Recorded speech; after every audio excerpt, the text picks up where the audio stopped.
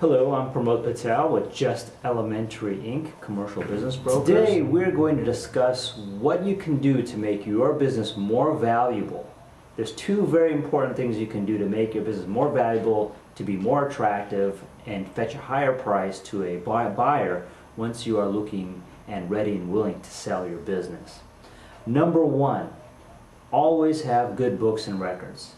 Even if you're in a cash business, it's important to have good books and records, because if you have good books and records, you can do one important thing, and that is you can help your buyer get third-party bank financing to buy your business. If that happens, you get two benefits. Number one, you get more buyers that are able to qualify to buy your business, because all you need to have is enough for a down payment versus having to have the full amount in cash. Number two, it minimizes the need of you to carry a seller note. Now, while a seller note has a lot of tax benefits by drawing out the time that you get your income in, and also you get the benefit of additional income via interest, it saves you from having to worry about, is your buyer going to pay you? And if you get all the money up front at one time, it makes it easier for you to find another opportunity to reinvest in. So again, even if you're in a cash business, books and records are the key. Always have good books and records, and of course if you're not in a cash business, it's still important to have very good books and records that are very thorough and very detailed, so a buyer can go through and analyze the costs and analyze the expense structure to see if there's things they can do to perhaps streamline the business to reduce the expenses and increase the profit for themselves. The second thing that's very important in making your business more valuable and more attractive is to have very good lease terms. And number one is to have a long enough lease so that the buyer can take over the business and take over the lease and have long enough left time on that lease to make sure they get time to recoup their investment.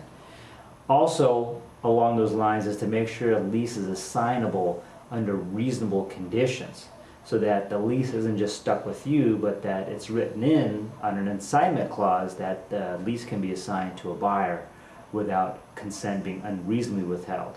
What you want to watch out for on that one, though, is also how much is the assignment fee. It should be a reasonable amount, which may be a few $100s, maybe a couple $1,000s for a landlord to commit in time and energy, and also on attorney's fees to review and assign the lease.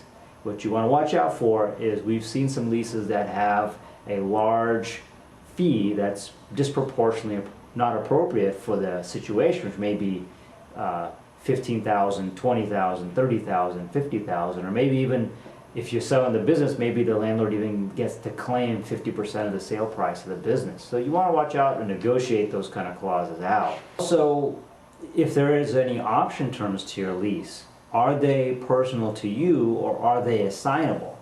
Most often they're personal to you, so if you have a buyer in place, be prepared to spend some time with the buyer and the landlord, having them negotiate option terms so that the buyer can get a long enough lease plus option terms to really be satisfied and have enough time to recoup their investment in the business. Also, what is the indexing of the lease? Are you getting increased annually, just any random percentage, or is it fixed? Well, what you want to see is a lease that does not have very frequent or very high indexing. So that would mean if it's annual indexing, then maybe CPI, perhaps 2% would be ideal. Even less would be better, but usually you'll see 2% is about a minimum a landlord's going to be willing to go. And also then finally, the tenant's maintenance responsibilities. You figured out by now what the landlord expects you to do and what you're expecting the landlord to do, and you want to make sure those things are very clear to a buyer, and that things that the landlord's supposed to have done are done before the buyer takes over, because if they're not done and the buyer sees that they're not getting taken care of, it's going to look bad on you, because you're the one that's ultimately responsible for a malfunctioning, whatever it may be, even if it's the landlord's responsibility. So make sure you've addressed those things and taken care of those things, so that when a buyer comes to look at your business, they've got good books and they've got a fantastic lease with a good rate.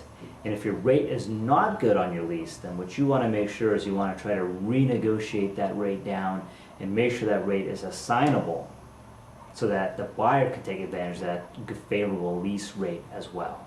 If you have any questions or would like any assistance with business valuations, figuring out how to make your business more valuable, or finding any buyers when the time is ready for you, go ahead and contact us at the